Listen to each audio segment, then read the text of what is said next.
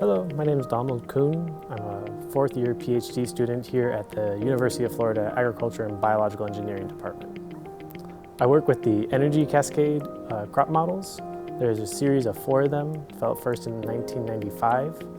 They're handy little small models that are used to predict yield and transformation rates within controlled environments such as greenhouses or indoor farms, or even advanced life support systems like you would find in space. That way, farmers in controlled environments or even spaceflight managers trying to manage the environment and tracking how much oxygen is being produced or CO2 consumed can have tools to manage these kinds of environments and predict the maximum production potential, and then play around with what-if scenarios to see how they can optimize these environments given the environmental tools that they have.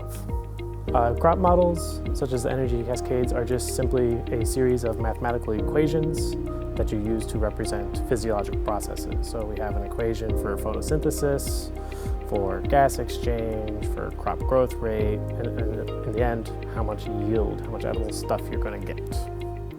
Where these crop models really shine is with predicting your production potential. So given a set of environmental conditions, you're able to understand how much is the maximum production potential for those environments. And then from there you can use it to do what-if scenarios. What if the temperature goes up by 10 degrees? How much photosynthesis is happening? Do I get more or less yield? What happens if the lights shut down for 10 days? How does that impact the crop cycles and how often I have to harvest?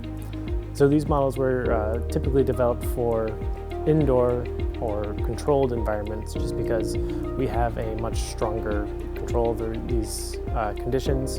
And then, as I mentioned, the original energy cascade was developed for advanced life support systems because you have a sealed box that is meant to not only keep astronauts fed, but it's also meant to supply them with oxygen while taking up the carbon dioxide that they breathe out.